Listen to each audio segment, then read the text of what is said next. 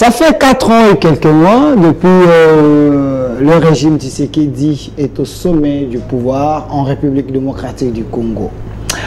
Et la question que le public se pose, est-ce qu'il faut encore chercher l'ancien président pour venir diriger le Congo ou il faut encore faire confiance à ces régimes, les régimes de Félix Antoine Tshilombo Tshisekedi? Faut-il faire confiance à ces régimes? Si oui, pourquoi? Sinon, pourquoi? La situation sociale des Congolais à l'accession au pouvoir du régime Tshisekedi, vous vous rappellerez de la chanson Félix, Papa Lobaki, le peuple d'abord. Aujourd'hui, on se pose la question, est-ce que le peuple se retrouve? Est-ce que le social aujourd'hui est amélioré? Les conditions de vie. Sur ces plateaux, j'ai invité les têtes bien faites de la République pour décrypter avec cette question épineuse de l'actualité, la situation économique. On ne va pas oublier également, il y a la catastrophe à Calais, on va placer un mot par rapport à cela. Faut-il faire confiance à la gestion du régime Tshisekedi? Je préfère commencer à présenter mon invité de droite, lui qui s'appelle Monsieur Papi Mbao Moussa Tokadjou, fidèle à Joseph Kabila. Les autres ont traversé, mais lui, il est toujours au PPRD. Monsieur Papi, soyez le bienvenu. Merci, très cher Delphin. Ça fait vraiment très longtemps. Mba est là, on ne s'est pas vu avec toi, malgré que tu m'as invité à plusieurs reprises, mais il y a toujours le contretemps. Je pense qu'aujourd'hui, je me suis décidé que non, je dois être là pour quand même présenter ce que pense le PPRD. Et je salue mon co-débatteur.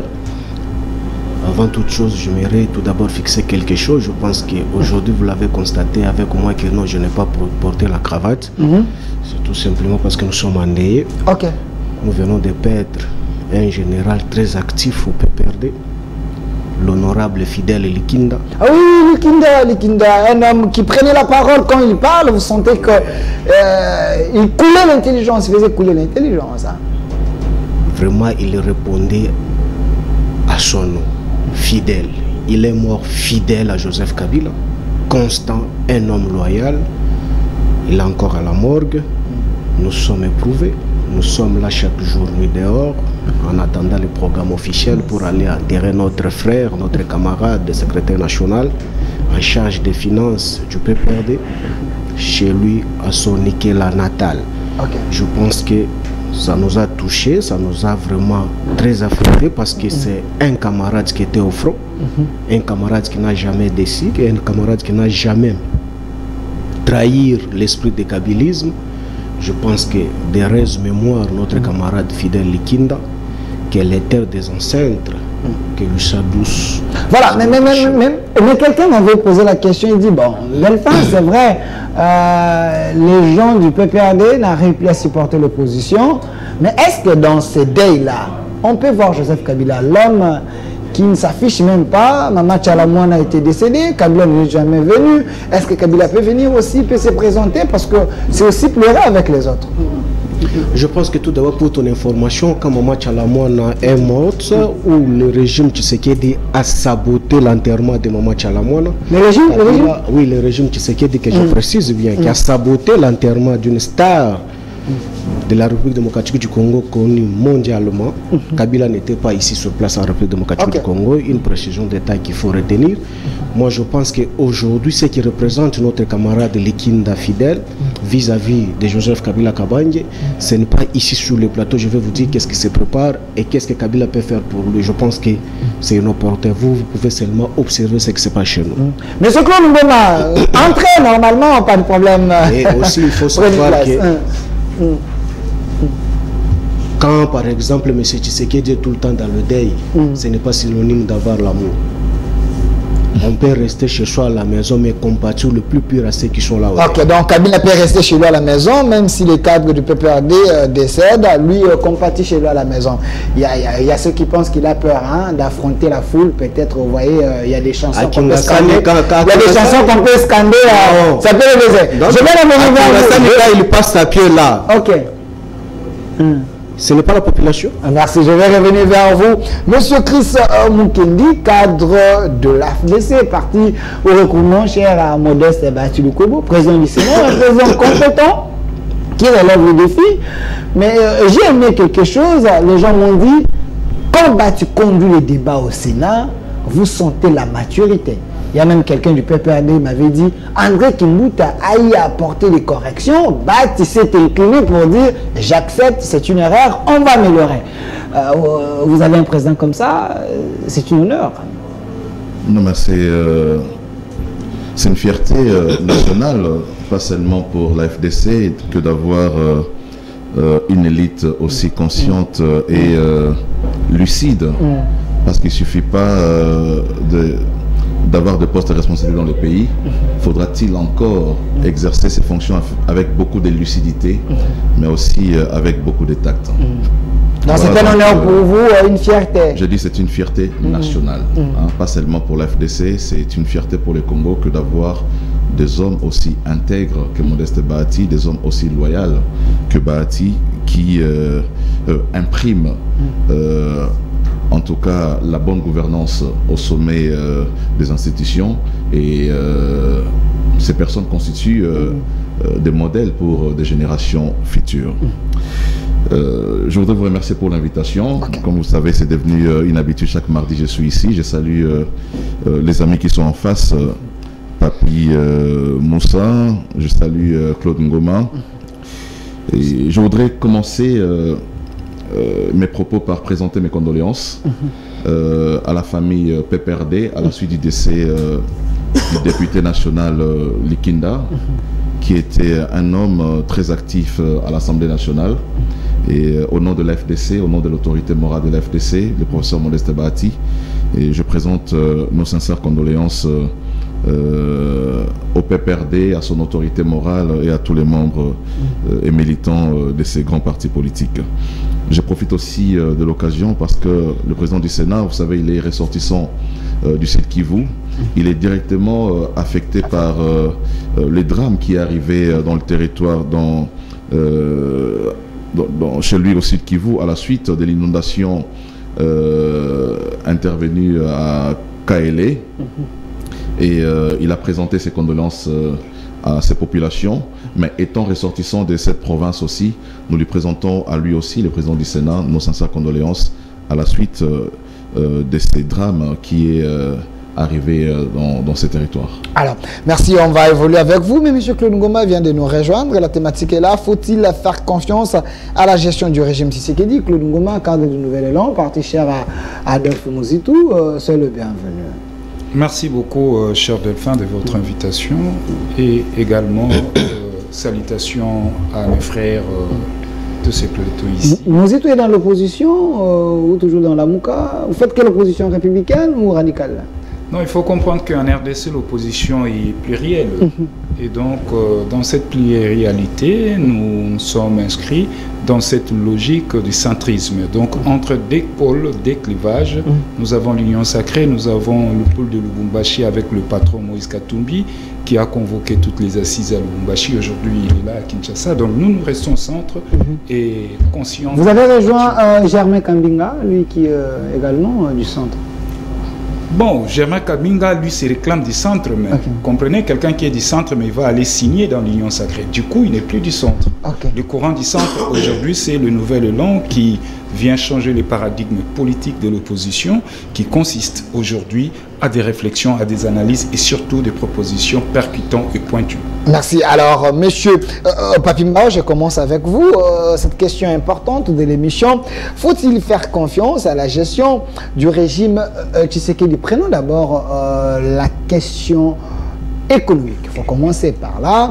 Récemment, on a suivi le ministre, le VPM de l'économie, monsieur Vital Kamerhe, qui a pris plus de 6 ministres avec lui pour aller chercher le maïs en Afrique du Sud, Zambie et à Lubumbashi.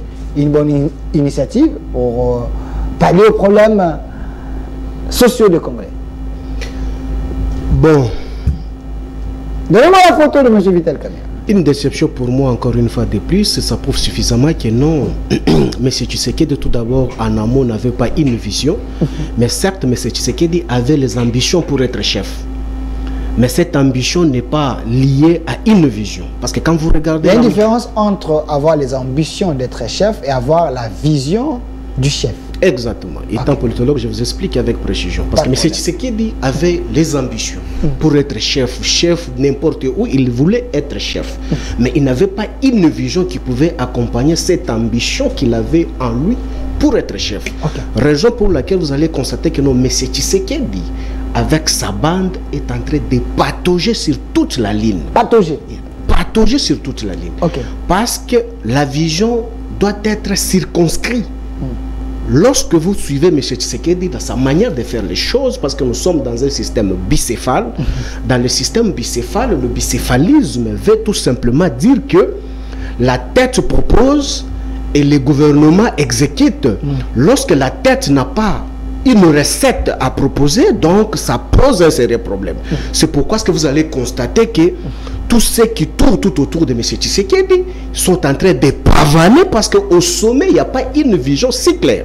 Ici, sur le plateau, vous allez constater avec moi que si vous posez la question à mon très cher de Mukendi Kabemba, il vous dira que non. Il serait dans l'incapacité de vous expliquer la vision de M. Tshisekedi. Parce vous êtes en train de prédire qu'il serait dans l'incapacité? Non, je m'assume de ce que je dis, parce qu'on s'y connaît très bien. Ce n'est pas la première fois qu'on est à partager le plateau. M. Tshisekedi n'a pas une vision. Parce que la vision doit se définir. Je dis bien que la vision doit être circonscrite en chiffres, en timing, à tout ce qui fait qu'il y ait l'existence de ce qu'on appelle une vision. Pourquoi est-ce que je dis ça? Commencez tout d'abord par cette aventure de fiction que vous nous vendez avec famille, gouvernement qui s'est déplacé en tourisme à l'étranger avec l'argent de la République pour ne rien mettre. Il y avait plusieurs ministres. Mais c'est irréfléchi. Pour aller chercher... toujours pour aller chercher des solutions. Mais c'est irréfléchi. Comment ça? Je m'explique.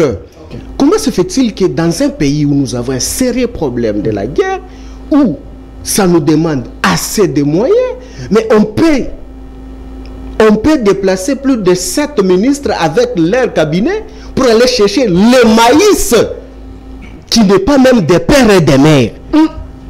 Mais c'est gravissime. Mais cette vaste aventure qui mène le VPM Kamere, mais je pense que le Congo mérite mieux que ce que vous êtes en train de nous vendre sur la place publique. Mais ces Kamere se déplacent ici avec des jets privés pour aller buiser l'argent de la République démocratique du Congo. Aussi longtemps que vous arrivez dans les territoires de Kabongo, au Katanga, il y a plus de 70 wagons de maïs qui pourrissent encore dans la gare. Plus de 70? Plus de 70 wagons, je vous dis. Peut-être qu'il n'a pas l'information. Mais écoutez, mais si lui n'a pas l'information, maintenant, Delphin étant journaliste, qu'est-ce qu'il va faire? Donc cela veut dire que M. Tshisekedi n'a jamais été toujours informé. Non, mais ils ont commencé par là. Katanga, Zambie, c'est une vaste aventure. J'ai compris que non, ils avaient besoin de cet argent pour aller faire ce qu'ils ont en train de faire. Pour amener ce qu'ils ont amené là, pour ne pas utiliser d'autres vocabulaires ici. Vous arrivez à Kabongo. Vous arrivez à Bukama, il y a des maïs qui pourrissent là-bas jour pour jour. Aujourd'hui, ça fait plus de 7 mois, 8 mois. D'autres conteneurs, ça fait aujourd'hui 9, 12 mois. Incapables d'évacuer. Mais au moins, vous laissez ce qui est ici à l'interne qui nous coûte moins. Vous souhaiterez d'aller chercher ailleurs où il y a un montant exorbitant à ce déplacement. Je vais revenir. C'est pourquoi je dis que M. Tshisekedi n'a pas une vision. Je vais revenir. Si M. Tshisekedi avait une vision, on ne pouvait pas patauger jusqu'à ce niveau ici. Ici, on parle de caméras avec les groupes, on ne parle pas de Tshisekedi. Mais écoutez, je termine par là. C'est un ministre sectoriel. Mais écoutez, une compétence état d'attribution. Lorsqu'on t'attribue cette compétence-là, vient de qui? Est-ce que tu es sûr et certain que non, M. Kamere s'est déplacé de la République démocratique du Congo aussi longtemps, M. Chilombo n'est pas informé? Merci, je vais revenir vers vous. Nous sommes gérés comment? S'il vous plaît, M. Chris Mukendi, vous êtes de l'Union sacrée de la FDCA. Ça tombe bien, votre autorité morale, le président, était aussi ministre de l'économie, à moins que je me trompe. Mais quand vous voyez l'âme qui est ici derrière moi, Vital Kamerhe, un homme pétri de talent, un expérimenté, un vertébré politique, Mais prendre autant de ministres pour aller chercher des maïs quelque part, dans des pays voisins, on dit que c'est une honte pour vous, l'Union sacrée. Très cher Delphin, je suis parfois étonné, surpris et même estomaqué de partager le plateau avec mon frère que j'aime bien, Papi Moussa, qui sait très bien que la question de gouvernance est une question de responsabilité et de redevabilité. Ok. Responsabilité dans le sens que le gouvernement assure les destins de tout un peuple. Pourquoi je dis je suis estomaqué? Parce que je suis en face de quelqu'un qui parle de la vision de Tshisekedi en termes agricoles, de la vision, il dit une vision circonscrite en chiffres, en timing, tout ce qu'il est en train d'évoquer comme principe, c'est très bien. Mais il faut rappeler ici à Papi Moussa, parce qu'il semble oublier que l'État est une continuité. Ça, il oublie. Lorsque Tshisekedi arrive au pouvoir, quels sont les programmes qu'il trouve ou des structures qui ont été mises en place par le régime précédent qu'il lui peut implémenter? Il n'y en a pas. Aujourd'hui, Papi Moussa s'étonne du fait que le Congo puisse aller chercher des maïs à l'extérieur. Mais quelle est l'industrie qu'ils ont laissée au Congo qui produit les maïs en quantité suffisante pour que le Congo ne puisse pas aller chercher en dehors de ses frontières? Une très belle question. Mais ils s'acharnent pour faire du populisme sur ces plateaux. Du populisme? Mais justement, c'est du populisme. Okay. Parce que j'ai parlé du principe de responsabilité et de redevabilité. Aujourd'hui, peut-il nous faire le bilan de leur vision sur l'agriculture pendant les 18 ans de Kabila? Quelle a été la vision de Kabila en termes d'agriculture? Okay. Avons-nous mangé une seule fois un écolo de maïs produit par le régime Kabila dans ces pays? Pas du tout. Mais il y avait quand même Bukanga Lonzo, vous vous rappelez de ça? Ben justement, il y avait Bukanga Lonzo, mais qui nous disent qu'est-ce que Bukanga Lonzo est devenu après avoir absorbé pratiquement 287 millions de dollars du contribuable congolais. Ce projet est une vraie débâcle. Bukanga Lonzo n'existe pas. Et personne ne peut être aujourd'hui poursuivi en justice. Il faut savoir une chose, très cher Papi Moussa. Quand je parle en termes de responsabilité, c'est que le gouvernement est censé apporter des réponses conjoncturelles et des réponses structurelles. En termes de réponses conjoncturelles, nous sommes face à une crise qui arrive.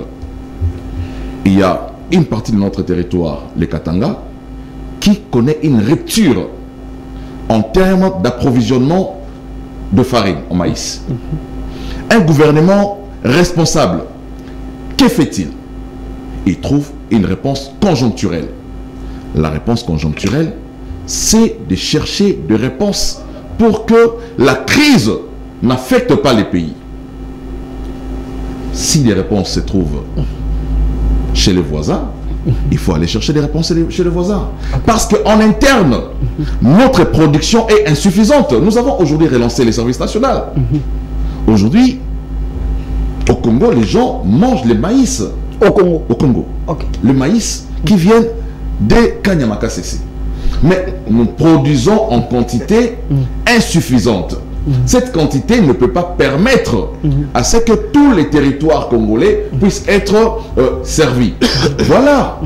Nous sommes face à une crise, c'est comme ça que le gouvernement, parce qu'ils sont en train de parler en termes pléthoriques de membres qui composent l'équipe gouvernementale, mais la question est une question transversale qui touche à un nombre budgétivore.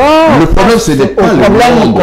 Mais le problème que nous avons est un problème transversal qui touche à l'agriculture, qui touche au commerce extérieur, qui touche à l'économie, qui touche aux finances, qui cherche des solutions. Il faut qu'il y ait une mission conjointe qui permette à ce que tous ces ministres-là, chacun avec son portefeuille, puissent assister à cette mission pour prendre des mesures qui permettent à ce que nous allions vers des réponses structurelles. Merci, monsieur. Aujourd'hui, comme j'ai dit et j'ai allé dire, les réponses du gouvernement sont des réponses conjoncturelles. Face à la crise, il faut trouver des réponses conjoncturelles, mais aussi, il faut trouver des réponses structurelles. Merci. Par exemple, réponse structurelle comme Kanyamaka CC, il faut reproduire la même expérience à travers tous les pays, parce que le Congo a la possibilité de produire non seulement de la nourriture pour le Congo, mais pour toute l'Afrique, avec notre capacité en terre arable. Merci. Alors, M. Claude Ngoma, je précise que vous êtes cadre de Nouvel Élan, avec un ministre, avec un président intelligent qui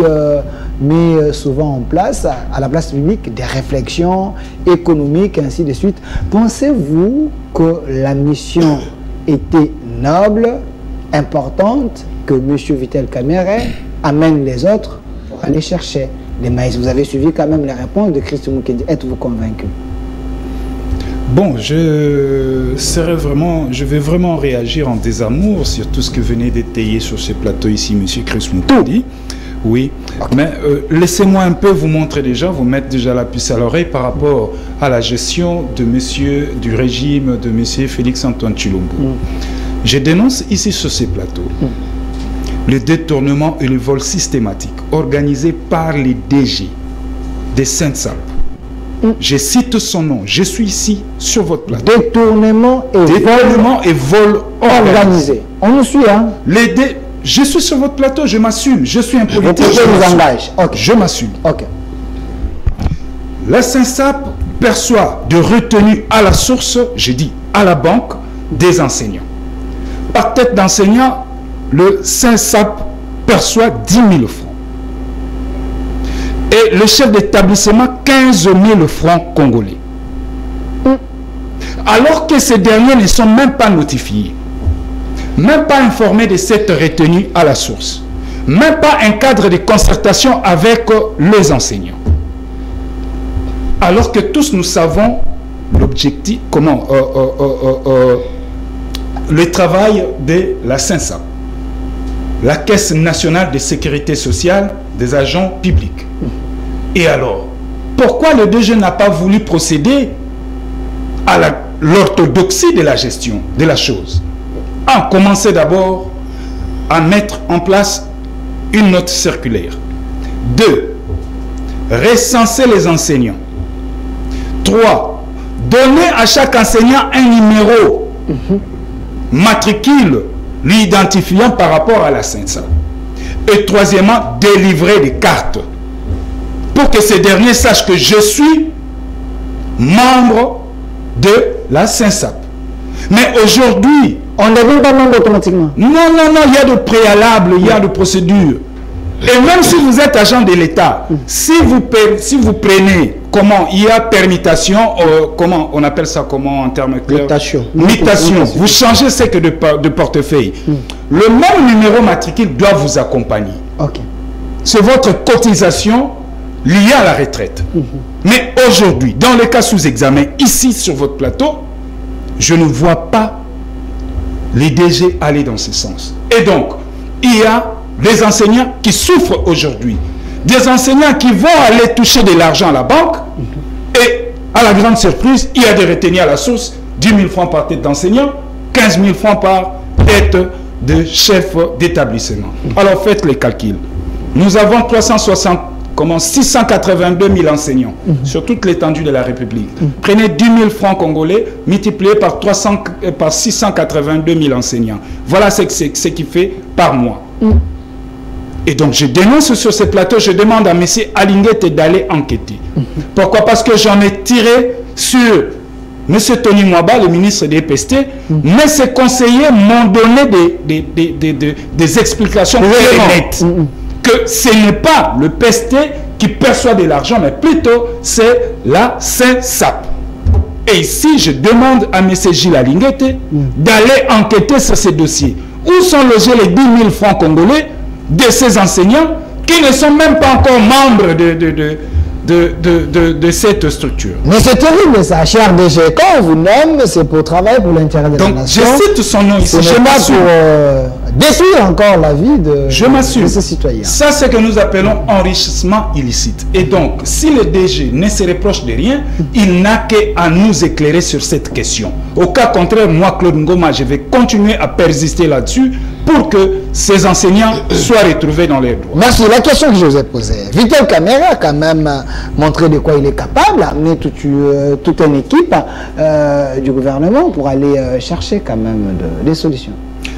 Très bien, mon cher ami Delphin, tout à l'heure j'ai écouté mon frère Chris qui nous a donné un peu des leçons sur la crise conjoncturelle et donc du coup il faut une réponse conjoncturelle.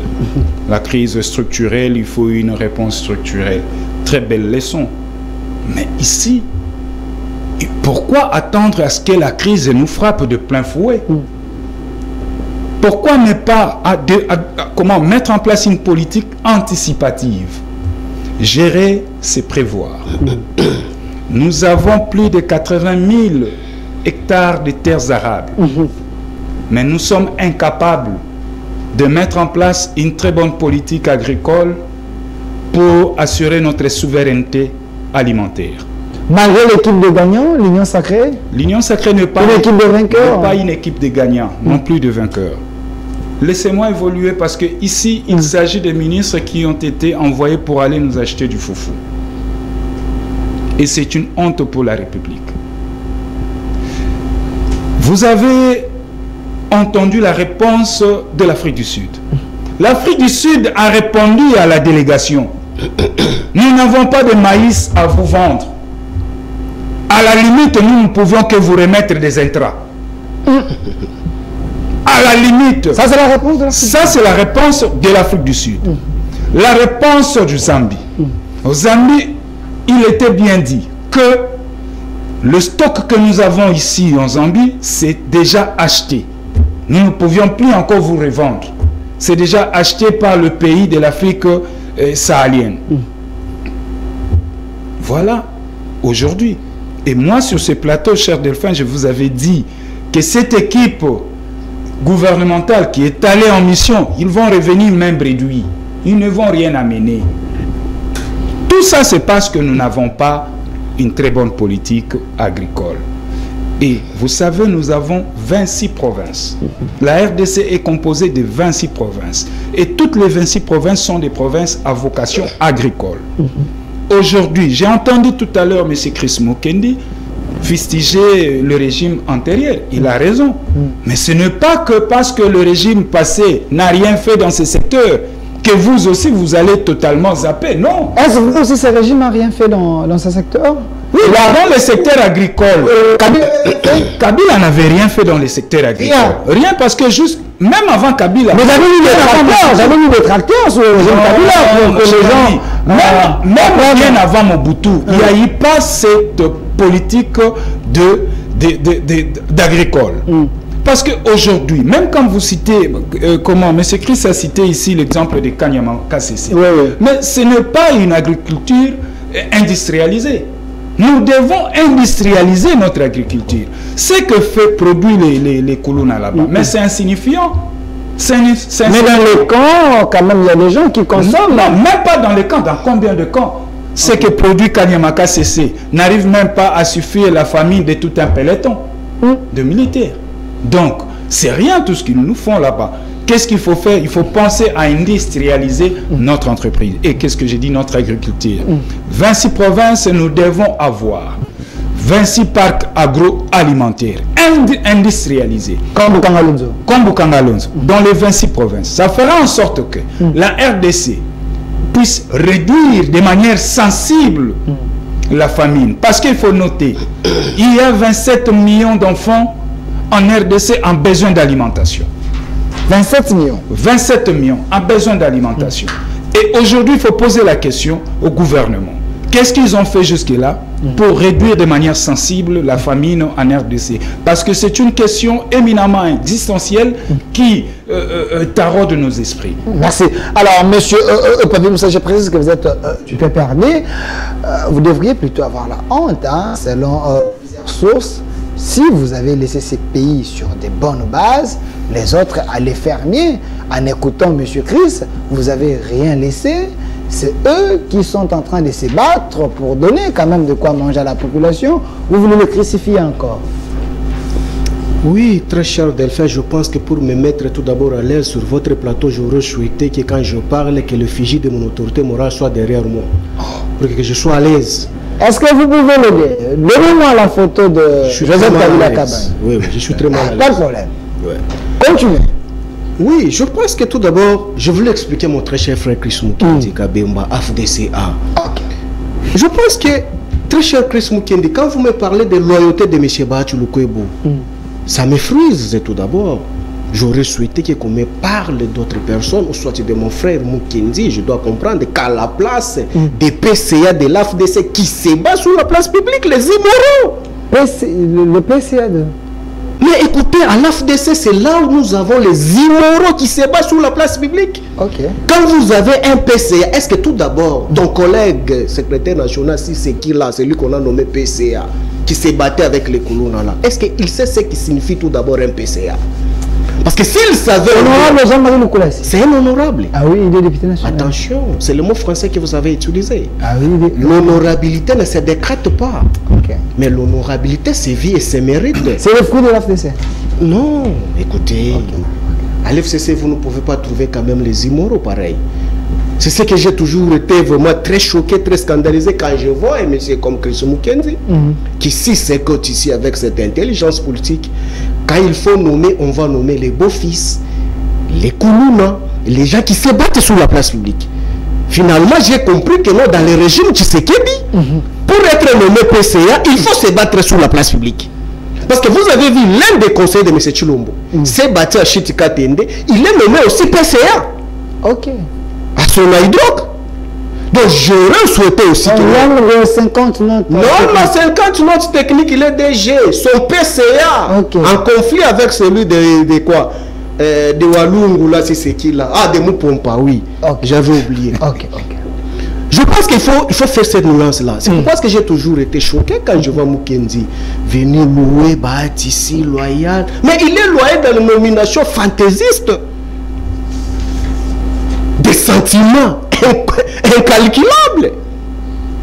Je conseillerais aussi à M. Mukendi, pour être nommé, il faut chercher même Emmanuel Tshibambe, se battre avec lui peut-être, tu serais nommé. Parce que dans le régime, tu sais qu'il faut être vraiment très brutal sur la place publique, on va te nommer. C'est ce que vous pensez? Non, ce n'est pas ce que je pense, ça se prouve. C'est lui qui s'est battu à Chitika Tende. Il n'est pas nommé PCA. C'est lui qui vient de se battre là, PCA de leur parti politique AFDC. Jean-Marie Lukulasi. Mais nous, vous avez réagi peut-être. Non, on ne maîtrise pas pourquoi il est allé. Non, écoutez. Ça reste à confier, il ne faut pas confirmer qu'il s'est battu. Là. Attention, il y a les images. Moi qui qu'on soit dans le deuxième monde. Moi, tel que je suis là, je suis inspecteur chef de division. En ma qualité et en mon rang état au cadre du PPRD, je ne peux jamais m'hasarder se battre sur la place publique. Alors voilà l'homme qu'il faut. Le PCA de la République. Je ne peux jamais me donner le luxe de se battre sur la place publique. Encore moi, je connais qu'est-ce que je représente sur le plan institutionnel. Simple chef de division. À combien plus forte raison un PCA? Et ce qui m'écoeure, moi, ça prouve suffisamment que non. La légèreté légendaire de M. Bahati s'est fait constater sur la place publique. Parce que ce dernier, cet immoral-là, n'a jamais été sanctionné, ni politiquement, ni administrativement. Ça prouve suffisamment que non. La légèreté du régime Tshisekedi est un régime finissant, ne se laisse pas désirer. Décembre, tous vont faire les valises pour ailleurs. Je m'explique. Répondez à ma question. Je voulais revenir tout d'abord. Je pense que l'autre fois, vous avez reçu un communicateur de l'IDPS ici. Qui je ne maîtrise pas surtout les noms des immoraux que vous recevez ici, qui débordent sur la place publique. Qu'il a traité mon autorité morale que Kabila c'était un Rwandais, qu'il a affirmé qu'il était détenteur. Joël Kitenge, cadre de l'UDPS, il avait dit bon. Mais écoutez, je vous explique un peu quelque chose. On doit être quand même réfléchi lorsqu'on vient sur la place publique à la place de présenter les insuffisances politiques. Je prends seulement un titre illustratif le cas de Maman Denise Nyakero. Maman Denise Nyakero, elle est de l'Est. Elle est chi. Quand vous lisez l'histoire de la République démocratique du Congo, en 1958-57 déjà, les chi, avant que les colons puissent nous séparer avec la frontière de quoi? Du Rwanda, tous on était la République de l'ensemble Burundi et Rwanda. Mais lorsqu'on a divisé la République démocratique du Congo et Rwanda, il y a les chi qui sont partis au Rwanda et les restes qui sont restés à la République démocratique du Congo. Mais quand vous allez constater qu'il y a les ramifications, par exemple, moi et Mukendi, on est grands frères, lorsqu'on a découpé la République démocratique du Congo, Mukendi se retrouve au Rwanda, moi je me retrouve ici. Donc, dis aux militants de l'IDPS là, aussi qu'ils viennent aussi un jour ici sur les plateaux, dire que non, maman Denise, c'est une Rwandaise aussi. Au nom de l'histoire. Mais écoutez, soyons quand même réfléchis. Mais s'il dit ça, il accuse directement que non, mais c'est Chilombo. Il n'est pas à sa place. Parce que M. Chilombo, quand il était dans l'opposition, il avait le même discours en vendant le vent au peuple congolais que non, Kabila était rwandais. Mais aujourd'hui, c'est lui le patron de la République qui nous gère nous tous ici. ANRD j'aime tout dans sa disposition. Pourquoi est-ce qu'il est dans l'incapacité de prendre ces Rwandais et le ramener chez lui? Pourquoi est-ce qu'ils sont dans l'incapacité de prendre les Rwandais là, l'amener chez lui? Hier, Kagame, il était le partenaire privilégié, son frère, qu'on a touché les mains. Pourquoi est-ce que Kagame ne nous l'a jamais présenté l'adresse de Kabila au Rwanda? Mais c'est Delphin, je pense qu'on ne supportera plus cette bêtise encore ici sur le plateau. Quand vous recevez certains immorales ici, vient traiter le bêtise sous la personne de Kabila aussi longtemps, mais c'est Chilombo est au pouvoir. Si Kabila est rwandais, il est temps que M. Tshisekedi en décide outrement pour ramener Kabila chez lui au Rwanda. Donc vous confirmez que Kabila est congolais des pères et des mères 100%. Je n'ai pas besoin de venir confirmer ou soit c'est justifié. Ici, c'est que je mets seulement en garde. Et sociologiquement, je l'apprends. L'histoire de la République démocratique du Congo, je donne seulement un titre illustratif de Maman Denise Nyakero, notre première dame aujourd'hui. Vous avez expliqué. Et j'explique à combien plus forte raison Kabila, qui est de Manono, doit se retrouver rwandais. Comment? Merci. Mais ceux qui se sont présentés ici auprès de M. Tshisekedi, écoutez, ne nous poussez pas à vous présenter certaines choses. Je réponds maintenant à la question. Vous êtes du PPRD, vous étiez lésé par rapport à ce qui s'était passé ici. Vous venez d'éclaircir la situation. Les restes, vos propos vous engagent. Non, on n'appelle pas les gens pour attaquer les gens, mais il avait pris ses responsabilités pour dire qu'il a de preuves. Écoutez, bon, les restes vous engagent. Évoluons. Les responsabilités, il s'est hasardé encore pour aller toucher d'autres personnes dont il est venu présenter les pardons encore. Merci. Tant qu'elle ne maîtrisait pas l'histoire. Merci. Sociologiquement, je l'apprends. J'aurais souhaité qu'un jour, qu'il vienne ici sur le plateau, qu'il dise que non, Maman Denise Nyakero, elle est rwandaise. Par rapport à la géo, par rapport à la géographie de la République démocratique du Congo. Je pense qu'il doit réfléchir cette fois depuis, ça va d'ouvrir sa bouche. Merci. Répondez. Je m'explique. Mais écoutez, très cher frère, quand mon très cher frère Chris Mukendi dit que non, il fallait amener le peloton qui sont allés chercher le maïs et Kabila n'a rien fait. Mon cher, il faut lire l'histoire, mon très cher frère. Dites-moi tout d'abord, le ministre de l'Industrie, il est allé faire quoi là-bas, dans cette mission-là pour aller chercher le maïs? Julien Palou. Il faut aller construire l'industrie ailleurs pour nous amener le maïs ici. Mais on réfléchit où? Mais non, écoutez, si Kabila n'a rien fait dans ce secteur-là, mais moi qui aime d'ici manger le maïs de Bukangalozo qu'il a acheté, que moi je l'accompagnais à acheter à l'IPEN, moi qui aime d'ici, c'était cultivé par qui? Ok. Par l'IDPS? Vous l'accompagnez? Mais je l'accompagnais, c'est très bien. Ok. Ce n'est pas parce que moi je suis de l'opposition, à l'époque là, c'est nous qui étions au pouvoir, je l'accompagnais. Ok. Et ici, j'étais avec vous. Ok. Nous sommes Congolais. Okay, pas Congolais. Moi je ne peux pas lui traiter Rwandais comme les autres qui sont venus traiter. S'il vous plaît, évoluez. Je vous explique encore. Mais Kabila qui n'a rien foutu. Kabila a laissé un sac de 25 kilos à 13 000 francs. 17 000 francs de bonne qualité dans le supermarché. Ok. 17 000 francs congolais. Là où on n'a rien fait.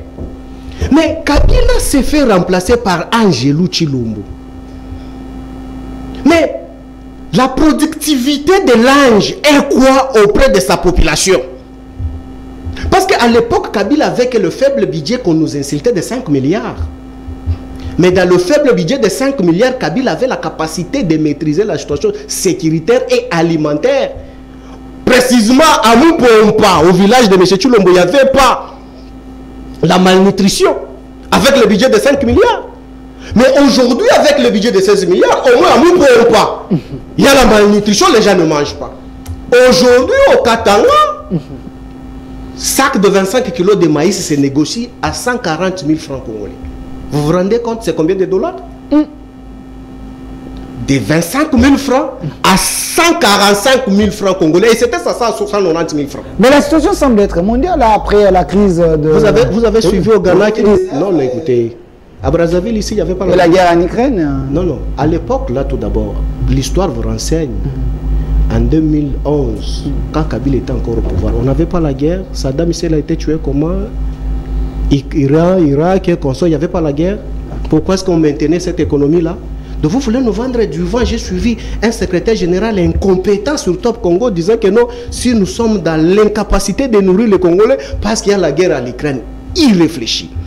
Gérer, c'est prévoir. Quand on ne prévoit pas, on ne peut que vivre ça. Okay. Mon frère, il dit que non, la continuité de l'État. Ouais. Je suis estomaqué. 30 secondes, je suis estomaqué. Vous, quand vous êtes arrivé au pouvoir, vous avez dit que c'est la rupture. Kabila avait détruit. Vous, vous êtes venu pour restaurer ce qui n'a jamais existé en République démocratique du Congo.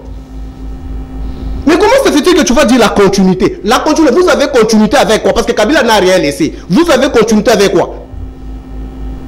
Vous continuez en quoi? C'est pourquoi est-ce que je me reviens encore à mon introduction. J'avais dit que M. Tshisekedi n'a pas une vision. Parce que si M. Tshisekedi avait une vision, déjà gérer ses prévoirs, au Katanga encore, mais au Kasaï, on ne pouvait pas tomber dans ces crises ici parce qu'on devait anticiper. Comment est-ce qu'il faut ravitailler pour que les Katangais et les Kasaïens ne trouvent pas les difficultés qu'on est en train de vivre aujourd'hui? À l'époque de Kabila, là, on n'a rien fait. Mais chez Mukendi, vous êtes économiste de surcroît. Est-ce que tu peux parler le Congolais aujourd'hui où Kabila est allé s'endetter pour venir payer les fonctionnaires, pour te payer toi, Mukendi? C'est le cas avec le gouvernement de Tshisekedi? Mais c'est le Mukendi ici pour payer les gens, ils sont tentés de s'endetter partout. Et aujourd'hui, Kabila est parti dans ces pays ici. Kabila a laissé 0 francs de dette à l'extérieur. 0 dette? 0. Il est économiste et sait de quoi ce que je parle. Il a trouvé 14 milliards avec Mouzi Toukele Banto. Nous avons appiré. Nous avons laissé 0. Mais M. Tshisekedi est arrivé. Au bout de 4 ans, nous sommes au-delà de 10 milliards. 10 milliards. Il y a une Libanda. Mais si déjà de l'extérieur, nous avons pris de 10 milliards, dette interne, on peut estimer à combien? Merci. C'est pourquoi que nous disons que non. Aujourd'hui, Mukendi et sa bande, vouloir ou pas, il doit faire les valises au mois de décembre. Merci, c'est par les élections. Alors, Monsieur Chris Mukendi, donnez-moi la photo de Bahati Lukwebo, c'est important parce que Moussa a demandé son autorité morale. J'aimerais également que Chris aussi se sente protégé. Alors, il est là, Monsieur Bahati Lukwebo. Malheureusement, il ne va pas nommer Mukendi. S'il vous plaît. Mais ce qui est vrai, Monsieur Chris, c'est un homme intelligent. Il mérite d'être ministrable ou mandataire. C'est pas donner les coups. Il mérite. Et c'est lui qui avait pris les 100 000 $, là, le boxeur là, il s'appelle, attendez, les 100 000 $ là, les 10 là qui avaient pris les 100 000 $, il s'appelle encore comment? Bakole. Bakole. Moi j'appelle Bakole. Bakole, il est allé chercher une fiction d'un boxeur qui n'existe pas. Aussi longtemps il y a un boxeur PCA de l'AFDC. Qui est ici? Qui? Celui-là, le PCA là. Jean-Marie Lukoulès. On attend Bakole qu'il vienne. Il y a un candidat ici qui va se battre. Parce qu'il a bien donné le coup. Hein. Ok, merci. On va revenir vers vous. Vos propos vous engagent. Alors, M. Chris Mukendi, c'est vrai, hein, c'est une tache d'huile qui ternit un peu l'image de l'AFDC. Si vous avez des PCA qui s'échangent des coups comme ça à la place publique, et je pense que ça ne donne pas une bonne image de votre recommandement politique ou parti politique. Je ne sais pas si Bahati avait aussi vu ces images. Mais sur ce, on dit que vous, l'Union sacrée, vous êtes la honte de la nation. En écoutant tout ce que M.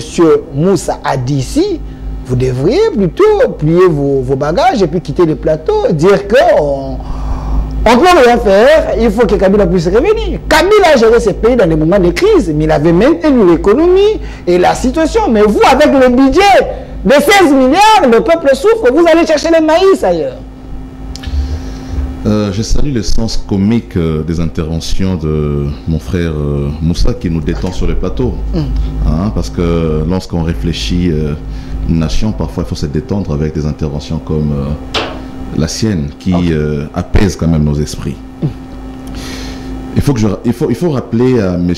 Moussa que Lukula c'est un député national.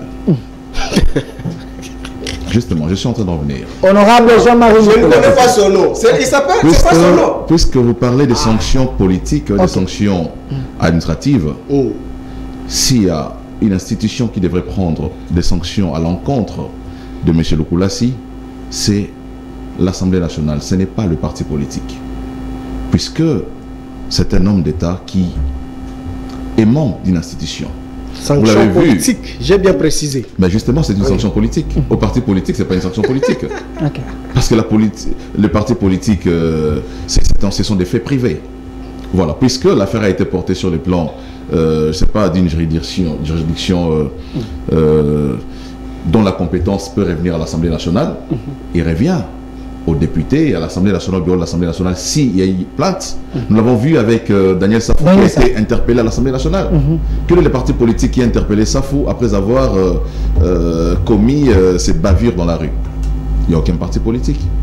C'était à l'Assemblée nationale. Donc, il revient à l'Assemblée nationale de pouvoir prendre des sanctions politiques et administratives à l'endroit. Et si Mbosso ne les fait pas, c'est qu'il veut lui aussi cautionne cela.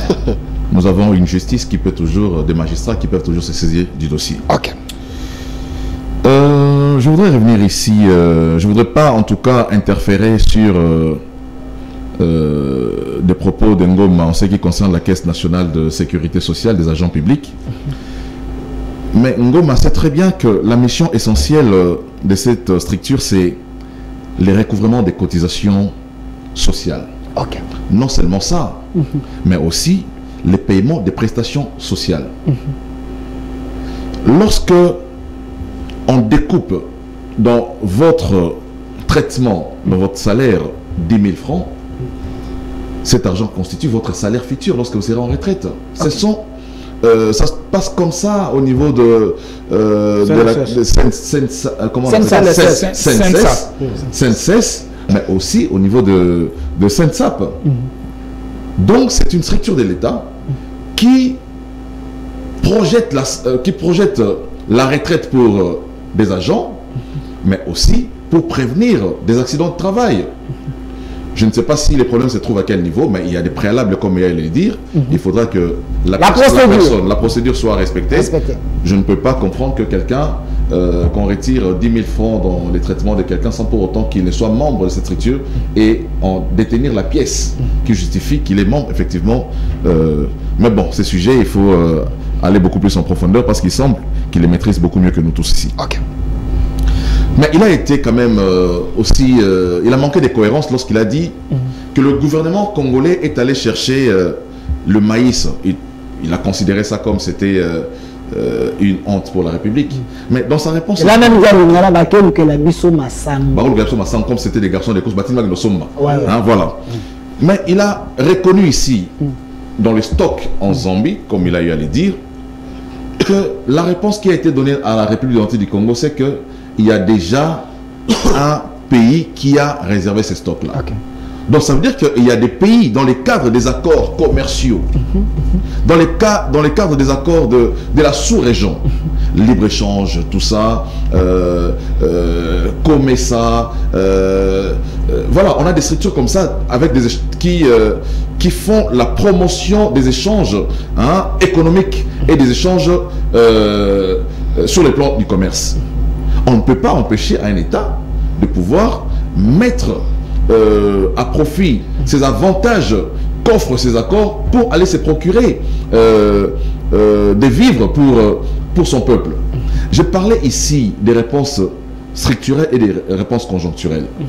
Mais dans le cadre des réponses structurelles, Moussa est en train de dénoncer ici la présence du ministre de l'Industrie. Mais lorsque nous parlons des réponses structurelles, mais l'industrie intervient dans les cadres des réponses structurelle. À l'interne. Je salue la clairvoyance d'Ngoma lorsqu'il dit que nous avons Kanyamaka CC, mais qui n'est pas à échelle industrielle. Voilà, pour que Kanyamaka CC devienne, soit dans une échelle industrielle, il faut mettre à contribution le ministère de l'Industrie aussi. Ok. Voilà. Comment ça se passe chez les autres? Parce que quand vous voulez mettre des structures chez vous, lorsque vous voulez créer des structures, il faut faire des études pour savoir comment ça se passe chez les autres avant que vous puissiez les faire chez vous. Je dis que cette mission, c'était... le projet est transversal. Le ministère de l'économie est dedans parce qu'il s'agit de l'économie. Le commerce extérieur fait partie de ces compétences aussi. Mais aussi l'industrie, parce que nous voulons avoir une industrie, une agriculture à échelle industrielle. On a aussi vu le ministre des hydrocarbures. Dans cette émission, il est allé faire quoi? Je dis c'est transversal. C'est transversal. Est-ce que vous pouvez vous imaginer créer une industrie sans hydrocarbures? Ok. Oui. Je peux expliquer. S'il vous plaît. C'est son temps de parole. Voilà. Continue. Mais je vois aussi que mon frère Papi Moussa est en train de confondre la notion de la continuité de la rupture. Okay. Lorsqu'on dit la continuité, on parle de la continuité en ce qui concerne le fonctionnement régulier des institutions, mais aussi en termes industriels. La rupture, c'est avec la belle gestion. Quand Tshisekedi arrive, il doit mettre une rupture avec de mauvaises pratiques, des antivaleurs qui ont été prônées par les régimes précédents. C'est là qu'on parle de rupture. Mais un État, c'est comme une maison qui est en train d'être bâtie. On parle de la continuité justement parce que le Congo est un patrimoine qui est en train d'être construit. Quand on parle de continuité, Kabila a eu à faire 10 km de route, Tshisekedi arrive, fait 15 km de route, celui qui viendra après Tshisekedi fait 15 km de route, mais c'est ça la continuité.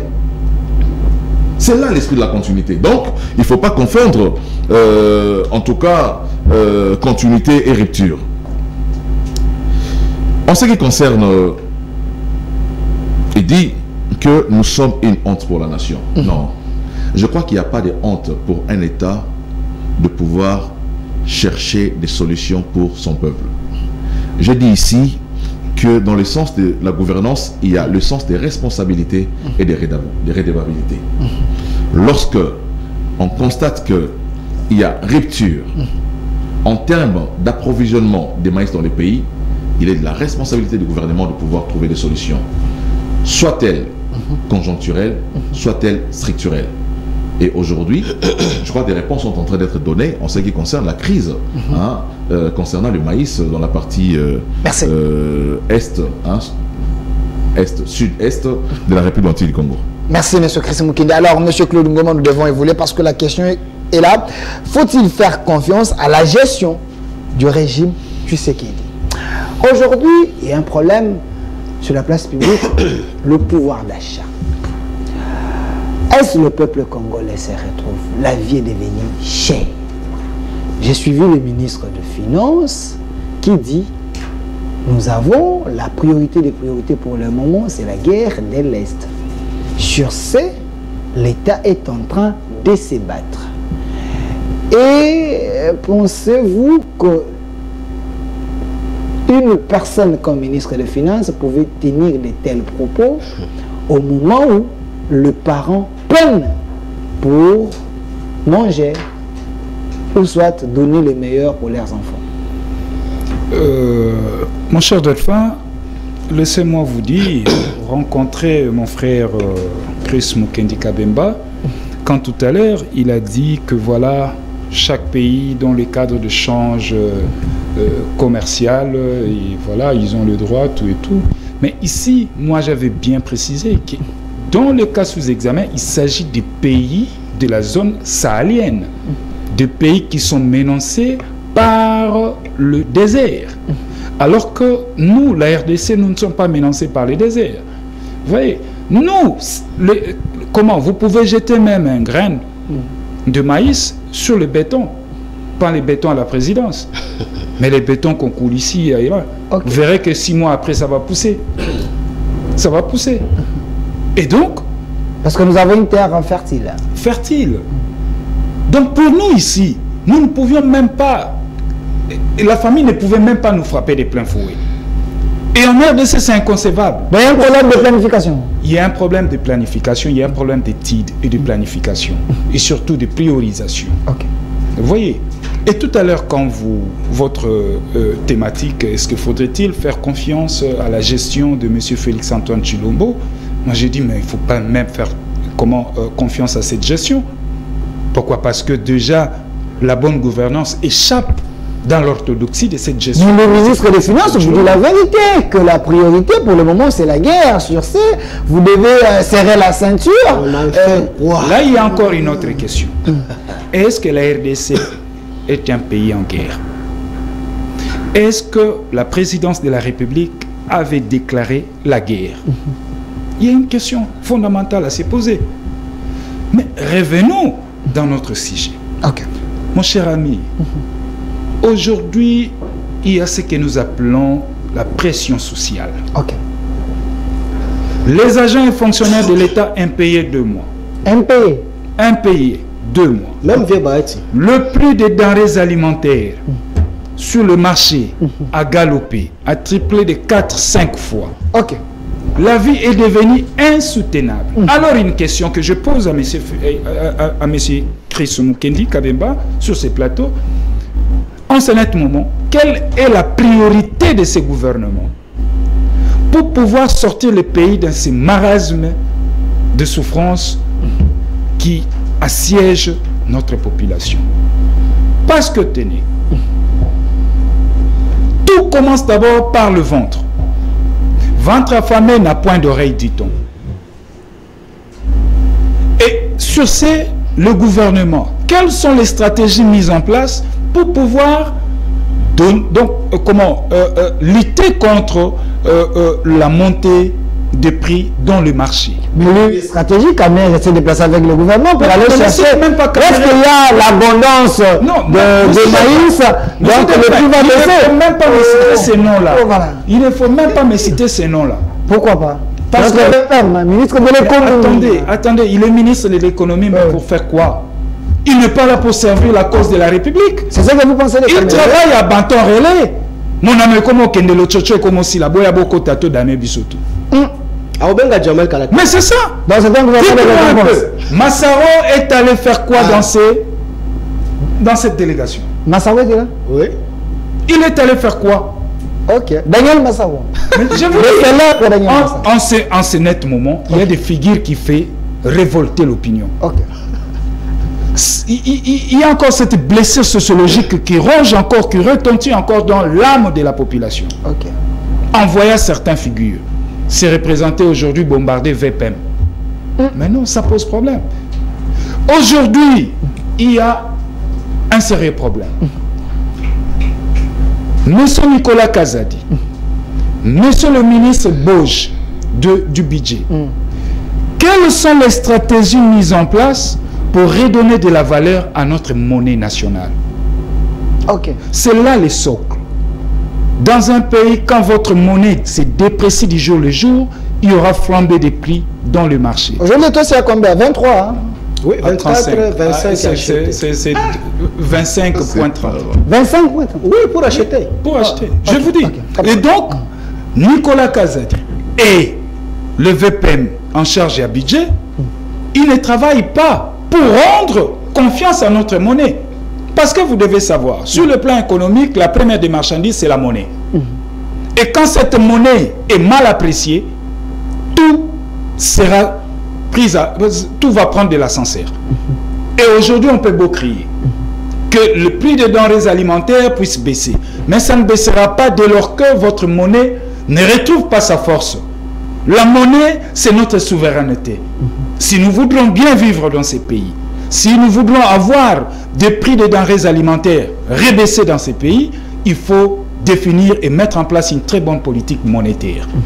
Et aujourd'hui, c'est cette question qui taraude, qui doit tarauder les gouvernements en priorité. Alors, Monsieur Moussa, pensez-vous qu'il y a manque de technocrates, les gens, les visionnaires, les gens capables à décompter les situations compliquées? Quand vous avez de personnalités au sein de l'Union sacrée, comme des Caméré, des Jean-Pierre Bemba, tous ces gens-là, vu leur expérience, vous pensez qu'ils sont là pour aider la République ou ils sont récompensés de leur lutte? Quelle lutte? Quelle expérience? Tous nous avons leur CV. Nous savons ce qu'ils ont fait par le passé. Ils sont venus encore nous amener encore les Jamal et consorts. C'est pour bientôt. Non, le souci peut-être c'était de venir renforcer l'Union Sacrée, trouver des solutions. Aider Félix. L'Union Sacrée, c'est un conglomérat de jouisseurs. Là où il y a la jouissance. Au rendez-vous. Où les gens se battent sous la place publique. Je voulais expliquer à mon frère Mukendi. Non, écoutez, sur le plan moralité politique, la jurisprudence est là. Quand même, vous êtes un administratif. Moi non plus, malgré que je suis un administratif, je suis... Oui, bon, vous avez quand même géré, vous avez eu à toucher par-ci, par-là. Non seulement que je suis administratif, je suis aussi un administrativiste. Donc, un administrativiste, c'est celui qui organise l'administration et le fonctionnement étatique. Donc, ici, sur le plateau, je suis le seul ingénieur et architecte de la cité. Ok. Quand vous avez une personne qui se bat en pleine fonction, j'ai présenté des sanctions à sa charge. Il a été mandaté par qui? Par un parti politique bien si identifié. Le parti politique là a un règlement d'ordre d'intérêt et le statut qui régit ces derniers. Donc il y a aussi les sanctions liées à certains comportements de cadres ou les animateurs qui engagent les dites partis. Mais lorsqu'on se comporte mal sur la place publique, donc à l'Union Sacrée, le principe des droits administratifs n'a pas vocation de se faire consommer. Je pense que cher Mukendi, il ne faut pas vraiment jeter quand même des fleurs sur la question là. Je voulais m'expliquer là au-dessus. Mon très cher frère, ici moi je pense qu'on ne peut pas espérer quelque chose avec le régime Tshisekedi. Et surtout avec les animateurs, des mauvais choix que M. Tshisekedi a opéré. Vous savez, moi, en Sciences Po, l'Aristote et Socrate m'ont dit que non. Les choix de choisir les animateurs en dépend tout d'abord de la capacité de la connaissance de lui qui opère. C'est très important de ce que je suis en train de communiquer. Mais aujourd'hui, moi j'aurais souhaité, parlons des choses si importantes que tu viens de citer, c'est que M. Kazadi a dit que non, l'argent de la République démocratique du Congo aujourd'hui est beaucoup plus focalisé à la situation de l'Est. Mais non. Voilà pourquoi les Congolais devaient comprendre la situation et puis être patients parce que le gouvernement est en train de travailler pour trouver des solutions. Et la raison, j'estime que la raison est énormément... Vous pouvez comprendre même où vous êtes qui êtes dans l'opposition. Non, nous sommes une opposition républicaine. Nous ne sommes pas une opposition barbare. Une opposition des acteurs qui se battent sur la place publique, non plus. Vous avez un problème avec les gens qui se battent ou bien comment? C'est l'immoralité qu'il faut combattre. Il faut combattre cela. C'est finalement un refrain. Oui, il faut reprendre ça pour que les gens, même quand on va le nommer, avec Moudian, tout qu'on ne nomme pas un chômeur de circuit, je pense qu'il doit se bien comporter. Vous avez parlé le problème des hydrocarbures. Ok. Mais écoutez, le ministre Bidi nous a trouvé. Donnez-moi d'abord sa photo. Il est allé faire quoi là-bas? Ok. En termes de maïs et l'isocarbure, mariage et Ali Wapi. Industrie. Non, écoutez. L'industrie. Non, soyons quand même. C'est son temps de parole. Parce que cette question, les gens se posent. Hein, il est allé faire quoi, le ministre des hydrocarbures, dans la délégation? Il faut le laisser continuer. Je le propose. Il faut le laisser d'abord continuer. Cette industrialisation-là. Laissez les opposants parler. Cette industrie que tu es en train de parler là, c'est d'une manière interne. Ça doit s'organiser ici dans sa compétence. Boudimbo ne peut pas aller organiser l'industrialisation de la République démocratique du Congo à l'extérieur du pays. Sa compétence tout d'abord est consommée ici chez nous.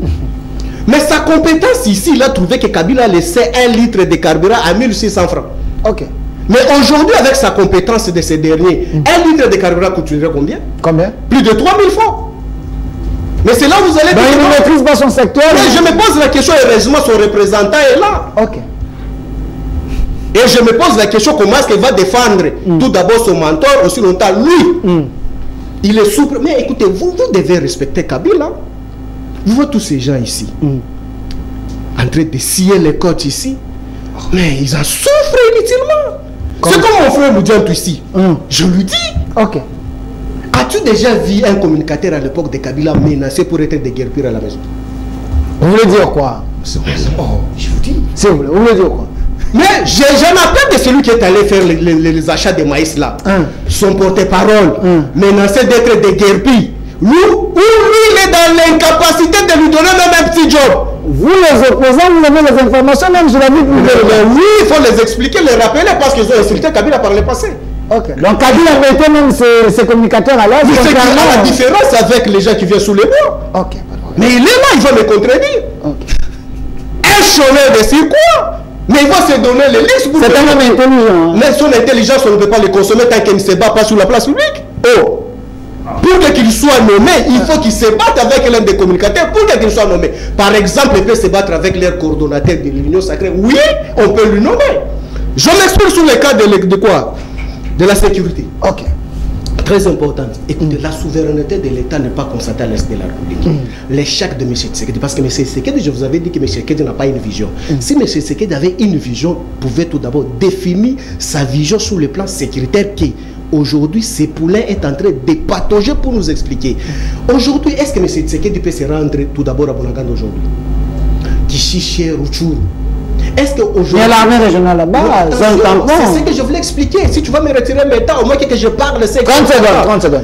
Est-ce qu'aujourd'hui, M. Kamere qui est de l'Est, il peut aller à Bunagana aujourd'hui? Kishish, Rutshuru, Rumangabo, est-ce qu'il peut mettre ses pieds là-bas? Citez-moi seulement même un seul député élu de ces coins-là peut mettre ses pieds là-bas à l'Est de la République. Dans le régime Tshisekedi, jour pour jour, aujourd'hui, qui peut prendre son avion ou affecter un jet public comme nous avons vu avec Kamere pour aller chercher le maïs, pour aller à l'Est de la République? Qui? Aller à Bunagana. Qui peut descendre là-bas? Et aujourd'hui, j'aurais souhaité, quand vous allez donner la parole à mes co-débatteurs, qui nous donnent la situation actuelle aujourd'hui de l'Est de la République. Merci. Qui gère l'Est de la République? Mais quand vous cherchez la balkanisation, la balkanisation ne fait pas avec des trompettes comme Jésus revient. La balkanisation se fait déjà constater à l'Est de la République. Mais oui, je m'explique. Pourquoi est-ce que je dis ça? Parce que quand est-ce qu'on peut parler de la balkanisation? C'est quand la souveraineté de l'État n'est pas constatée et quand une nationale ne joue pas, quand l'État ne contrôle absolument rien. Merci. Mais aujourd'hui, à Bunagana, les étrangers continuent à percevoir tout d'abord les impôts, les taxes, même la douane. Ce n'est pas nous. Quand vous parlez des étrangers, il y a l'armée régionale, selon mais ce sont les accords de l'EAC. Est-ce que ce sont des Congolais qui sont là? C'est pourquoi que nous disons que le peuple Tshisekedi a trahi. La constitution est bel et bien définie. Mais Tshisekedi mérite une mise en accusation à l'Assemblée nationale pour haute trahison. Merci, je vais aujourd'hui, l'Est de la République n'est pas géré. Je vais revenir vers vous, mais je veux donner la parole directement à M. Cédric Moudiantou. Je vais donner à M. Chris après, directement. Vous êtes venu d'abord en retard, mais ce n'est pas un problème, on vous comprend. Malgré Yachile Gelou et zéro trou, mais vous venez quand même en retard. Alors, M. Cédric, le ministre des hydrocarbures, parlons de sa fonction, parce que le sujet est là, faut-il faire confiance à la gestion du régime Tshisekedi? J'étais parti à la mission avec Vital Kamerhe, on dit il n'avait pas sa place, il ne pouvait pas être là. Vous êtes le porte-parole de son parti politique, d'aider sur la situation économique. Monsieur Papi Mbao dit, le ministre des hydrocarbures, il avait trouvé le pétrole à un prix, l'essence à un prix. Aujourd'hui, il est en train d'échouer lamentablement. Il ne mérite même pas d'être appelé au rien. Une réaction rapide. Je vous remercie d'abord pour l'opportunité que vous m'accordez, bien évidemment, d'intervenir sur ce plateau avec les différents co-débatteurs que je salue tout de même. En même temps, présenter mes excuses aux nombreux téléspectateurs pour le retard. Vous reconnaîtrez tout de même que vous m'avez aussi invité en retard, donc c'est un programme que j'ai pris à pied levé. Si je suis venu, c'est puisque nous accordons toujours une importance à ces genres d'échanges. Okay. Je suis plutôt étonné parce que je voudrais bien sûr d'abord souligner que les questions d'État, on les aborde sans état d'âme. Okay. Alors, tout ce que mon frère, pour qui j'ai beaucoup de respect, Papi Mbao, était en train de dire sur moi, je pense qu'il n'y a que lui qui connaît les sources. En même temps, je pense que je ne viens pas sur un plateau de télévision pour parler de moi. Vous voyez, ce n'est même pas pour ça que vous m'avez ici invité. Faut-il faire confiance en la gestion de Félix Tshisekedi? S'il y a des gens qui doivent dire non, je pense que ça ne sera pas les kabylistes. Parce que d'abord, eux devraient avoir honte de parler de la République aujourd'hui en termes de gestion. Aujourd'hui, si nous parlons de la descente aux enfers, après 18 ans de leur règne, c'est plus qu'au centre de la gouvernance, il y avait une certaine médiocrité. Ça, c'est votre chanson générique. Il ne faut pas être passéiste. Aujourd'hui, Bidimbo avait trouvé les carburants, l'essence à combien? Qu'est-ce qu'il a fait? C'est ça même l'idéal. Même vous vous contredisez quand vous nous qualifiez de passéistes et pourtant vous voulez faire une analyse comparative entre le prix d'hier et celui d'aujourd'hui. Vous êtes toujours dans le passé. Et comment un intellectuel éviterait-il le passé alors qu'il veut projeter l'avenir? L'essence que vous donnez à l'histoire, c'est quoi? C'est bien pour ça que je voulais bien sûr qu'on fasse un échange d'intellectuels. Quand ceux sont en train de parler accusés, ils doivent en même temps, puisque nous parlons du secteur des hydrocarbures, et il dit, hier le prix était à un certain niveau qui n'est pas aujourd'hui. Mais d'abord, je lui apprends que les prix du baril ne se fixent pas au Congo, ça se fixe à l'international, ça c'est de 1. Monsieur Moussa, vous pouvez noter. Des deux dans ce pays. Parce que lui, il vient sur un plateau, il veut se faire un enseignant, sans au préalable avoir suffisamment de connaissances en la matière. Mais je lui apprends. Il faut l'aider. Dans ce pays, nous avions une société qu'on appelait SOSIR, Société Congolo-Italienne de Raffinage. Parce qu'en dehors de tout ce que nous avons comme dotation en pétrole, aujourd'hui, nous transformons cela à l'extérieur. Mais nous avions une société ici de traitement. Qui a fermé ses portes sous le régime Kabila. C'est viable. Je suis en train de parler à la télévision. Je m'adresse aux intellectuels. Les enfants de 5e des humanités étudient dans les différentes organisations industrielles, notamment la SOSIR. Et lui, quand il prendra la parole, il nous dira où est passée cette société. Pour qu'il se mette aujourd'hui à accuser un ministre qui a fait preuve de plusieurs prouesses. Didier Boudimbo Toubouanga. De deux, lorsque nous parlions en termes de dotation, puisque la problématique de l'économie congolaise, c'est sa diversification. On ne peut pas vouloir avoir une économie forte tout en ignorant que l'économie, c'est un secteur transversal. Lorsqu'on parle de l'économie, on a l'agriculture, on a les hydrocarbures, on a tout ce que à Lingala, on appelle un kita. C'est tout ça qui constitue l'économie. Ce n'est pas un ministère. Quand on dit ministère de l'économie, vous croyez que Kamer est tel qu'il est là, économie, vous le prenez, je ne sais pas à quelle dimension. C'est un ministère transversal qui a des bras, plusieurs bras. Je suis en train de répondre. Depuis la nuit de temps, pour ce qui concerne la RDC, d'ailleurs dont les structures économiques sont, ou bien dont la structure économique est extravertie, même les nourrissons le savent, sauf Papimba, je ne sais pas si lui n'est même pas encore nourrisson. L'extraversion de l'économie congolaise fait que nous exportions, nous importions plus de 80% des produits de base, notamment les hydrocarbures, nonobstant l'effet de la dotation en pétrole que nous avons. L'économie congolaise jusqu'ici est prédominée par les secteurs de mines. Alors il fallait lui donner un nouveau souffle en donnant des moyens ou encore en apportant de nouvelles stratégies dans d'autres secteurs, dont les hydrocarbures aujourd'hui avec Didier Boudimbo. Parlons maintenant des secteurs des hydrocarbures sous Joseph Kabila. Aujourd'hui d'abord. Parce que l'État nous fait notre un bilan est d'abord évaluatif et puis comparatif. Je vous laisse la démarche scientifique. 3 minutes. Je vous laisse 3 minutes. Les secteurs des hydrocarbures sous Joseph Kabila. La présence de Boudimbo sous le maïs. C'est ça les 3 minutes. Qu'est-ce qu'il a apporté sous le maïs? C'est le problème. Monsieur Papimba, est-ce qu'il peut terminer 3 minutes? 3 minutes. Continuez. Pourquoi vous n'aimez pas la contradiction? Non, on la souhaite pas. Tu croyais être en train de prêcher? Non. Je suis là. Encore. Pas de problème. 3 minutes. Qui savait que dans ce pays, nous avions un secteur des hydrocarbures, alors que nous connaissons l'importance du transport, parce que quand on parle de l'inflation, de la détermination de prix, ils ne savent pas qu'il y a un impact très élevé, un pourcentage élevé dans les carburants, qui détermine le prix de tous les biens. Vous savez pourquoi? C'est ça que ça veut dire. Il y a un scientifique qu'on appelle Von Thionen. Lui avait déterminé l'impact du carburant, l'impact du transport, ou encore l'impact de la distance sur le prix de biens. Lorsqu'on parle de l'impact de la distance, ça veut dire tout produit que vous consommez vient de quelque part. Alors, pour l'acheminer de quelque part où il est produit jusqu'à la consommation finale, c'est transporté. Ce n'est pas transporté par les humains, c'est par les transports. L'âme du transport, c'est le carburant. Et dès l'instant que le prix du carburant est touché, naturellement, même Kimbiolongo et Omata. Ok. Mais c'est pas que ça note. Non, je voudrais bien sûr qu'il note. Ah, comme ça, prochainement, il va aller faire du blabla dans les plateaux de télévision. Vous comprenez? Maintenant, quand il veut faire une analyse comparative, qu'il nous dise, est-ce que sous Joseph Kabila, même si c'est Joseph Kabila et son régime qui ont tué Sosir, mais est-ce qu'on avait une seule fois eu la crise russo-ukrainienne? Et lui, qu'il nous dise l'une des dotations reconnues sur le plan international de la Russie. La force de la Russie, c'est un pays reconnu hydrocarbures. Nous serions indépendants dans la dimension de la diversification de l'économie si Joseph Kabila avait entretenu ce cire.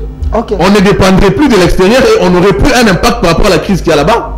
C'est bien pour ça qu'il devait se taire. Ok. Donc le mal congolais, je vous dis, le mal congolais, le peuple congolais l'avait si bien élucidé en mettant fin au régime de Kabila. Mais vous êtes un peu plaintif.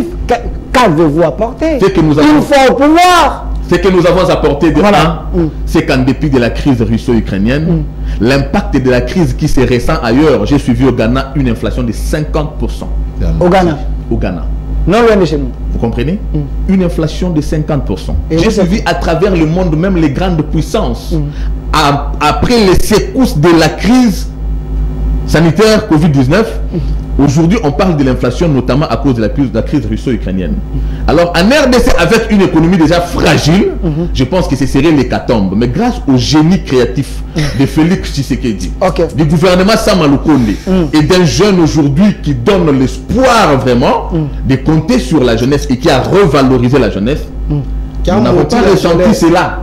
Nous n'avons pas ressenti cela puisque le gouvernement prend en charge plus de 50%, ça veut dire on appelle ça subvention.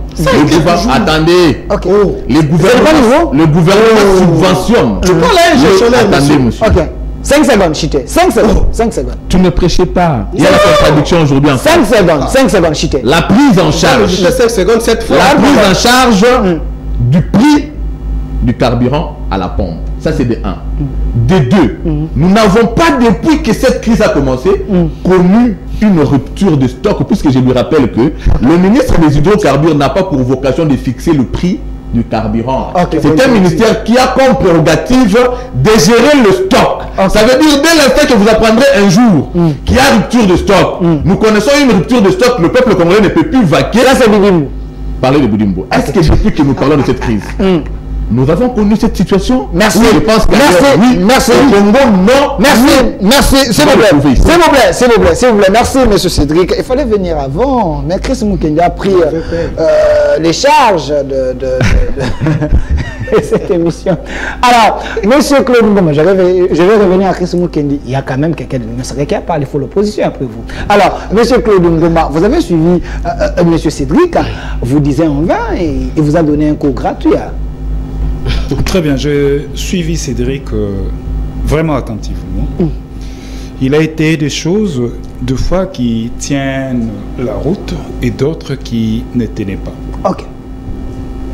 Tout à l'heure, j'ai noté, il a bien dit que le prix du baril de pétrole ne se fixe pas en RDC. Là, il a totalement raison. Mais j'aurais voulu entendre de la bouche de M. Cédric l'échelle de la subvention. Du subventionnement. Parce que la politique subventionnelle a été définie depuis Joseph Kabila. Le carburant a été toujours subventionné par le gouvernement depuis Joseph Kabila. Donc c'est pas nouveau. C'est pas nouveau. Et que dans son speech, moi j'aurais voulu entendre M. Cédric me dire, comme il est allé dans cette analyse comparative, que voilà, lors de 18 ans de M. Kabila, le subventionnement était à telle échelle et qu'aujourd'hui, le gouvernement, voilà, il subventionne à échelle de temps. C'est ça la logique. Et encore, quand M. Cédric nous parle de la diversification de l'économie, je suis d'accord avec lui. Je suis parfaitement d'accord avec lui qu'aujourd'hui notre économie est extravertie. Vous voyez? Mais dans cette extraversion, le gouvernement en place, quelles sont les stratégies mises en place pour pouvoir diminuer de manière sensible cette extraversion? Très bien. Quels sont les paramètres mis en place? Parce que Aujourd'hui, il a tenté d'inventer M. Didier Bidimbo. Oui, mais ce n'est pas des prouesses à 100%, mais il a quand même fait quelque chose. Mais là aussi, il faut une transparence dans la gestion de tous ces blocs. Mais Bidimbo a quand même amené sa touche. Hein. J'ai dit. Je salue sa reconnaissance. Ok. J'ai dit. Donc, le bloc gazier et pétrolier. Nous devons savoir, l'État congolais, lui, c'est le gouvernement à combien de puits en lui propre. Au-delà de ce qu'on a publié comme offre. Parce que moi, j'ai checké. Moi, j'ai checké. Pour avoir une usine de raffinage de pétrole avec 120 000 barils de pétrole le jour, il nous faut 10 milliards de dollars. Il nous faut 10 milliards de dollars. Et lui, comme il est dans ce secteur, je ne sais pas quand il prendra la parole, peut-être il nous dira que fait le gouvernement dans ce sens. Secteur, il n'est pas engagé. Et aussi, il a dit, c'est vrai que les hydrocarbures, aujourd'hui, c'est un ministère transversal. Je suis d'accord avec lui. Ministère de l'économie, pas des hydrocarbures. De l'économie. Et que les hydrocarbures n'est que là pour la gestion des stocks. Mais je vais rappeler à M. Cédric. Il n'y a jamais eu rupture, il a dit. Non, je vais rappeler à M. Cédric. Si j'ai une bonne mémoire, ça doit faire 7 ou 8 mois que le pays a été menacé. Il y a eu certains robinets dans le pompe, certains pompes ont été fermés. Et je me rappelle, monsieur le ministre Bidimbo était sorti sur un média, Bossolo, qui avait rassuré qu'il n'y aura pas rupture et tout ça là. Il n'y a jamais eu. Oui, j'ai dit, il n'y a jamais eu rupture. Mais au moins, il y a eu baisse systématique, sensible. Carence. Je peux répondre directement à ça? Une baisse sensible des carburants. OK? Alors, le gouvernement, à son temps, qu'est-ce qu'il avait mis en place? Je réfléchis toujours, ce sont des questions que je lui balance. C'est pourquoi je voulais directement répondre à sa préoccupation. 5 secondes, 5 secondes. Il y a le bas qui peut. Laisse-lui prêcher. J'ai parlé de la rupture, mais quand on fait la diminution, c'était une mesure prise par le génie blanc qu'il avait appelé contingentement. La mesure du contingentement, ça voulait dire quoi? Monsieur, c'est monsieur? Monsieur Claude Ngoma. Il se peut par jour que vous ayez besoin vous-même d'acheter 100 litres.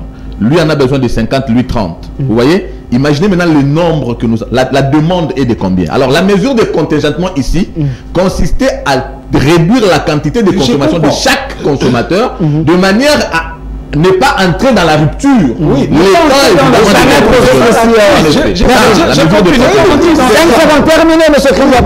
qu'est-ce que j'ai voulu dire par là? Qu'est-ce que j'ai voulu dire par là? Et que nous avons un gouvernement qui ne se laisse que frapper par des crises. Un gouvernement qui ne sait pas anticiper les choses. Mais ça, c'est une mesure préventive en quelque sorte. Non, il y a des pays en Afrique qui ont des réserves de pétrole de 10 ans, 15 ans, 20 ans.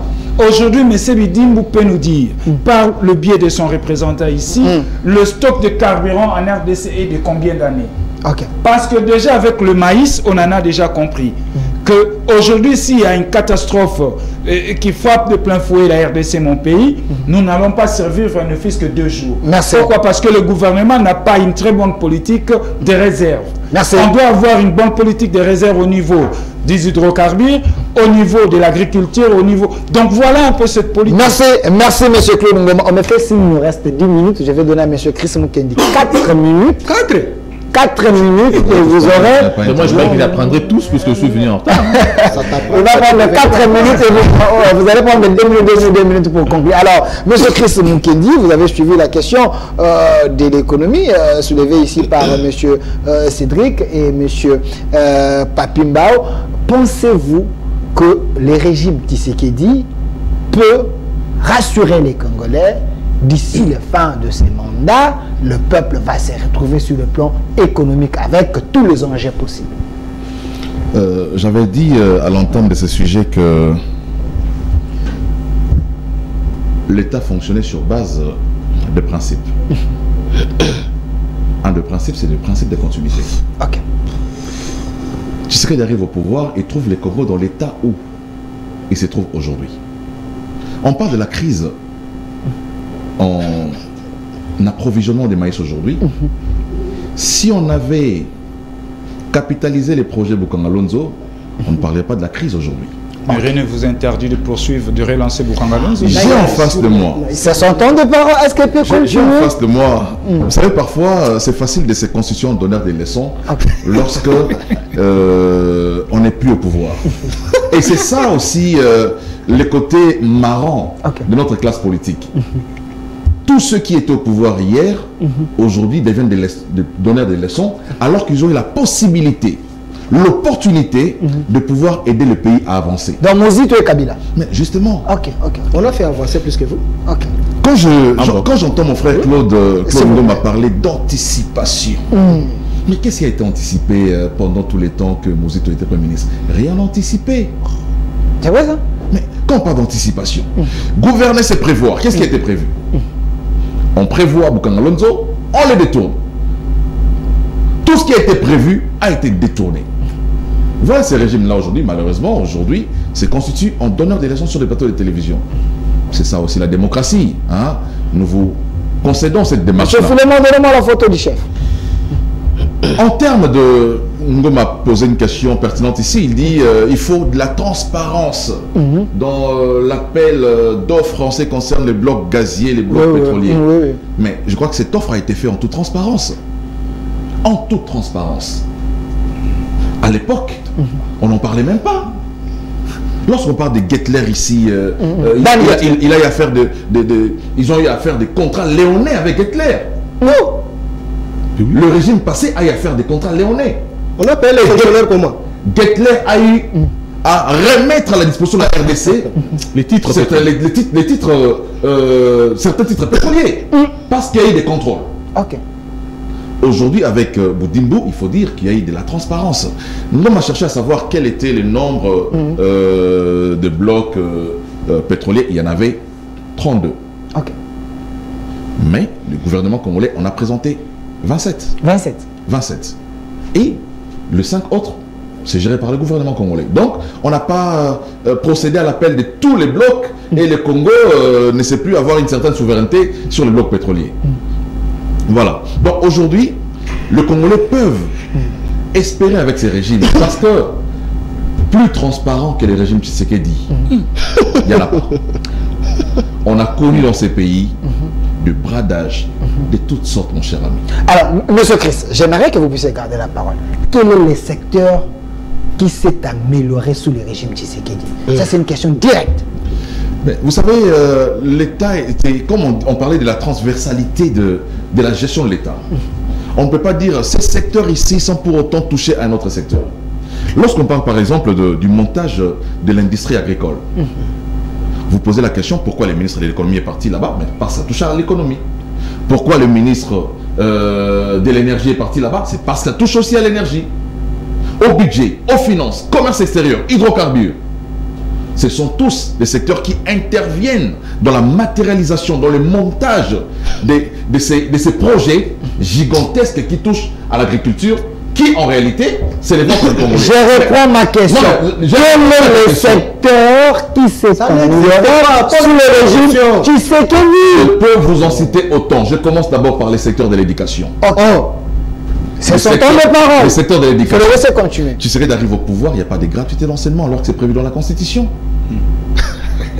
Aujourd'hui, tous les enfants congolais peuvent avoir accès à l'éducation de base. Même à Boulagan. Il peut terminer. Non, même à Boulagan, on est terminé. C'est sérieux. Il peut terminer. Toi, tu es sérieux. À Boulagan, on est dit. Pourquoi tu ne parles de Boulagana? Rouchou. Tu chiches. Est-ce qu'il veut faire tu ne fais pas de Boulagan? Est-ce qu'il veut faire c'est ayez la culture du débat. 30 secondes, chité. Donc, sur ce secteur-là, pour ne prendre que ce secteur-là, mais aussi je peux aller loin. Lorsque tu serais d'arriver au pouvoir, le pays est caractérisé par une impunité totale. Du fait que le Premier ministre qui est en face de moi, Mozito, a eu à ligoter l'IGF. Ligoter l'IGF que nous applaudissons aujourd'hui. A été ligoté par la volonté de Mozito comme inspecteur de finances, connaissant les travaux que l'IGF devrait faire pour barrer la route au détournement et à toutes les pratiques d'antivaleurs, Mouzitou ordonne à ce que l'IGF soit ligoté. Matata, son successeur, emboîte le pas. Aujourd'hui, on parle de l'IGF comme c'était une nouvelle expérience. Alors que l'IGF, sa création remonte en 1985. C'est sous le régime Tshisekedi. C'est sous les régimes Tshisekedi. Aujourd'hui, on peut avoir des prouesses en ce qui concerne la mobilisation des recettes dans les pays, l'accroissement des mobilisations, tout simplement parce que un monsieur a décidé de mettre un jour en place cette structure qui a été ligotée par le régime précédent. Merci, monsieur Chris Mukendi. Monsieur Papimba, je vous donne également 2 minutes comme mot de la fin. On retient quoi? Vous avez suivi, à moins que vous ayez la mauvaise foi de ne pas croire que l'IGF aujourd'hui travaille. Il y a la mobilisation des recettes, il y a un budget de 16 milliards. Non, moi je connais, je maîtrise bien mon très cher frère Mukendi Kabemba, AFDCA. Mais quand il est en train de mentir, tu sens que non. Il est en train de patauger, il est en train de bégayer, parce qu'il sait que ce que vous l'avez posé comme question, il était dans l'incapacité d'expliquer dans quel secteur, parce que M. Tshisekedi a échoué lamentablement. Selon vous ou selon vous? Selon la République démocratique du Congo, pas selon moi. Selon la République. Il a échoué parce qu'il était dans l'incapacité d'expliquer où M. Tshisekedi a réussi. Je l'avais lancé le défi ici que non, il devait nous expliquer quelle était la vision de M. Tshisekedi sur le plan sécuritaire tout d'abord, parce que la vision doit être sectorielle tout d'abord, parce que la vision ne peut jamais mélanger le tout. Parce que la vision, je vous l'avais dit, la vision doit être tout d'abord circonscrite. Tu as constaté que non, mais Tshisekedi n'a pas la vision, mais il avait les ambitions. Et il continue de garder les ambitions sans vision. Il a confirmé cela. Voilà, aujourd'hui, nous sommes en train de souffrir béton. Voilà, aujourd'hui, à cause du béton, nous n'avons plus le maïs en République démocratique du Congo. L'improductivité des maïs. À cause du béton. À cause du béton. Le béton est bétonné partout. On ne sait plus. Et en termes de concept, pour moi, c'est une insulte. Comment est-ce qu'on pouvait donner à un chef de l'État béton? Béton. Or, béton ne produit pas. Voilà aujourd'hui l'improductivité du béton. J'explique à mon frère, quand vous me parlez, est-ce que M. Modiantou, fort malheureusement, vous êtes encore chômeur, vous n'êtes pas au ministère des hydrocarbures, que vous semblez nous expliquer, que vous ne maîtrisez pas comme il se doit, mais vous maîtrisez quand même scientifiquement. Son tour viendra. Chacun aura son tour. Qu'il cesse d'encenser. Mettez-moi à l'aise, je suis quand même votre invité. Mettez-moi à l'aise, quand je parle, il faut mettre l'image de Kabila derrière moi. Aidez-moi. Vous êtes contre ou quoi? Aidez-moi, mettez-moi à l'aise. Mettez-le à l'aise, pas de problème. C'est pour dire que j'ai toujours félicité sa manière de réfléchir, mais cette réflexion qui n'est pas voulue dans les camps des jouisseurs, où la jouissance est au rendez-vous. C'est pourquoi ce que j'ai toujours dit, Modiantou et Chris Mukendi vont vieillir pour ne pas consommer ce qu'ils sont en train de faire sur la place publique. Il nous dit ici que non. Il a posé une très belle question. Est-ce qu'en termes de réserve, aujourd'hui, Boudimbo peut nous expliquer? Mais Modiantou, vous êtes sans oublier que non, il n'y a pas si longtemps, le rapport nous publié par votre mentor, on avait le stock de combien? De 5 semaines.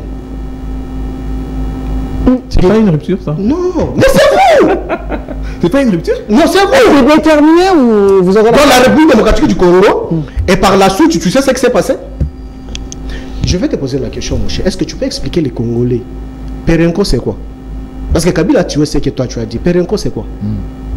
Le rôle de Perenco en République démocratique du Congo dans le secteur que tu fais allusion, c'était quoi? Et c'est quoi jusqu'à ce jour? Est-ce que tu sais ce que tu parles là? Perenco existe en République démocratique du Congo. C'est M. Chilombo qui a amené Perenco au Congo central? Non, écoutez, soyons calmes. Ici, je voulais expliquer. 40 secondes. Ce qui m'intéresse, moi, c'est la situation sécuritaire de la République démocratique du Congo. Parce que je suis aujourd'hui débatteur devant mes frères, parce qu'il y a la sécurité qui m'a permis de quitter chez moi à la maison pour arriver ici. Aujourd'hui, mes frères de Bunagana ne peuvent plus se mettre sur le plateau pour en parler sur la République démocratique. Mais le gouvernement met des moyens quand même. Les moyens arrivent où? Comment se fait-il qu'on peut avoir un état de siège jour pour jour, 2 ans? Nous sommes dans l'incapacité de déloger l'M23 qui a été défait en 2013. Qui a ramené l'M23 ici à la République démocratique? Mais la diplomatie agissante a fait qu'il y ait ils nous ont des tampons. Non, avec écoutez, c'est une insulte pour la République démocratique du Congo. Devant un patriote comme moi, il ne faut pas dire ça. Et puis quand je maîtrise le secteur en question, écoutez, lorsqu'on nous parle de la zone tampon, c'est une insulte pour la République démocratique du Congo. Et aujourd'hui, lorsqu'on nous parle la diplomatie agissante, la diplomatie ce n'est qu'un terme générique. À la terme générique, il faut lui donner aussi les contenus qui doivent faire l'existence des secteurs. Aujourd'hui, lorsqu'on parle de la diplomatie agissante, donc ça se définit en termes de voyage que M. Tshilombo a voyagé à l'extérieur. C'est ça que vous pensez de ça? Mais dites-moi aujourd'hui, ça agit en quoi? Dans quel secteur? Aujourd'hui, nous sommes à 7e feuille de route. À l'Est, on continue à tuer. Tu as vu à Calais, avec le budget de 16 milliards de Moudiantou ici, vous avez vu comment est-ce qu'on a enterré les gens à l'Est de la République? À l'époque, ces gens ici chantaient Kabila, fausse commune de fiction, où on a vendu du voix par leurs mensonges, de leur incompétence notoire que nous sommes en train de vivre aujourd'hui, incapables d'aller montrer la fausse commune qu'on avait enterré les gens à Maluku. Mais on enterre nos frères dans de fausses communes à l'Est de la République, vous avez les images, avec le budget de 16 milliards, avec Ange Tshilombo au sommet de l'État. Hier, c'était Satan Kabila. Je chute. 5 secondes. Aujourd'hui, vous allez constater avec regret qu'aujourd'hui, au Congo central, il se passe encore un sérieux problème. Au Congo central, vous avez trouvé qu'il y a la présence des étrangers au Congo central qui n'ont jamais vécu au Congo central. Merci. Où en sommes-nous avec ces sécuritaires? Arrivé ici à Maluku, vers chez Citoyen Bosso, on tue nos frères chaque jour. Les images circulent, on a décapité des policiers. Vous avez suivi même l'intervention de Maluku, Papi et Piano. Il a expliqué comment est-ce qu'on est en train de décapiter les gens ici à Maluku. Merci. Mais la sécurité est celui qu'on vient de nommer comme ministre de Défense. Son rôle c'était quoi? Ministre de l'Intérieur. Écoutez, à l'île de Pesque, est-ce qu'on a déjà produit un ministre de l'Intérieur compétent qui maîtrise le secteur? Est-ce qu'un juriste a été tout d'abord être interterritorial? Merci. Non, Merci. Moi je suis on est à la place. Mon frère Moudiantou. Mon frère, ici, étant jeune, je sais, je reconnais votre capacité, je sais comment est-ce que vous réfléchissez, je sais comment est-ce que vous êtes en train de donner votre énergie, mais ce que vous êtes en train de prôner sur la place publique, votre régime ne consommera jamais. Merci. Parce que pour être consulté dans votre régime, il faut être immoral. Comment se fait-il qu'on peut prendre, je vous le concède, étant que scientifique, parce que l'honnêteté scientifique m'exige. Merci. L'honnêteté scientifique m'exige de reconnaître cela, que non, vous devez participer dans cet atelier. Mais cet atelier devait s'opérer en République démocratique du Congo. Merci. Pas c'est avec l'argent de la République à l'extérieur. Non. On retient quoi? On retient que la bouche qui parle beaucoup ne manque pas de péché. Il a dit qu'on ne peut pas avoir un bon responsable de la territoriale, juriste, mais Bouchab. Non. Ok. Le vrai, Bouchab n'était pas un juriste. Oui. C'est pas un juriste. Ok, tu te réponds. Attendez, non. Tu me réponds pas plus que c'est moi qui ai maintenant la parole. Toi, tu as déjà fini. Deuxièmement, il a posé la question de savoir c'est quoi la Perenco.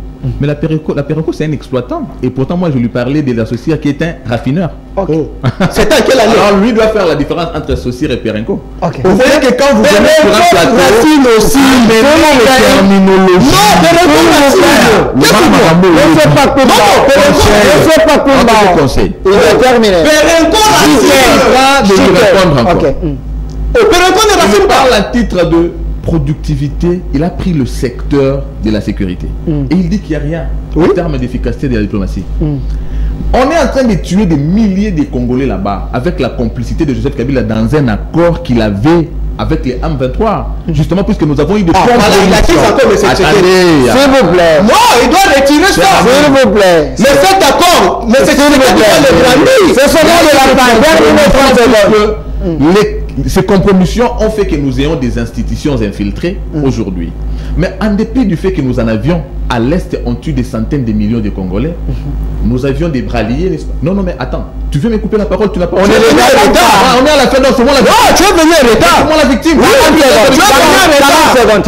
Lui ne comprend rien par les bilans parce que quand il dit qu'il n'y a pas de résultats dans le secteur de la sécurité, moi je lui informe plutôt que la diplomatie a mis fin au régime de notification. Oh, c'est lui, monsieur. J'ai dit, on a mis fin au régime. Avant que qu'on enlève le régime de notification, il fallait passer par le régime de notification. C'était M. Tshisekedi. Une prouesse de Félix. Oh, ça, il ne sait pas le. 5 secondes. Je lui rappelle. Rien, monsieur.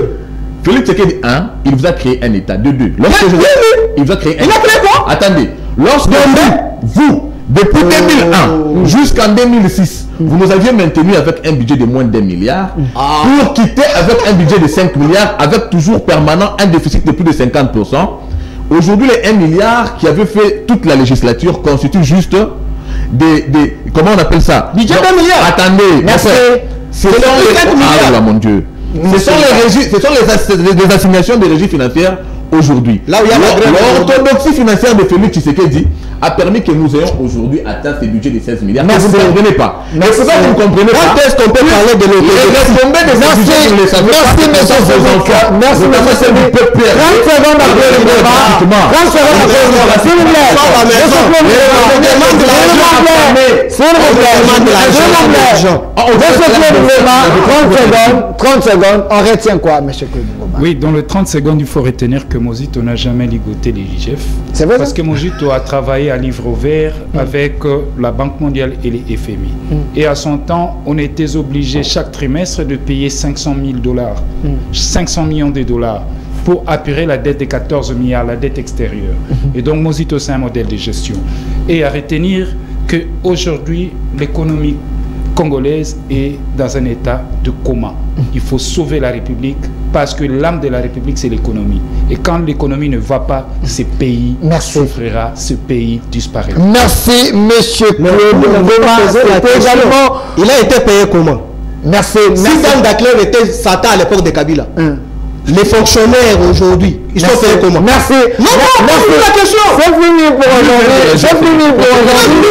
Sur ce plateau, j'étais avec monsieur Claude Ngoma, qui est cadre du nouvel élan parti cher à l'ancien Premier ministre. Merci d'avoir répondu à notre invitation. Également, de l'autre côté, monsieur Chris Mukendi, l'habitué de cette émission chaque mardi. Monsieur Chris Mukendi, cadre de l'AFDC. Merci d'avoir répondu à notre invitation. Monsieur Cédric Moudiantou. Je pars tout de même déçu parce que, arrivé en retard et la répartition du temps totalement à ma défaveur. Prochainement, je reviendrai, mais pas avec lui, puisque il faudrait commencer par l'éduquer. Il n'a aucun argument, mais il faut Merci, vous êtes cadre de l'AVC, parti cher. Porte-parole de l'AVC. Voilà, parti cher à monsieur Bidimou, le ministre Cheval. Cheval qui? Vous l'appelez comment? Génie blanc. Génie blanc, merci. Et de l'autre côté, monsieur Papilla, au cadre du PPAD. Merci d'avoir répondu à notre invitation. Avec le sujet d'aujourd'hui, c'était faut-il faire confiance à la gestion du régime Tshisekedi? J'étais accompagné de la grande équipe de cette émission. Je vois la régie et réalisation, monsieur Philemon, l'homme sage de la chaîne, assisté par Papa Freddy. Et côté son, je vois monsieur Obed, derrière la caméra, Esther et qui encore voilà, Bosco qui était là. Merci. Suivez la rediffusion de cette émission à 22h. C'est chaque jour à 11h. Rediffusion 22h sur la chaîne de la Maman Nationale, la maman de la nation. Au revoir.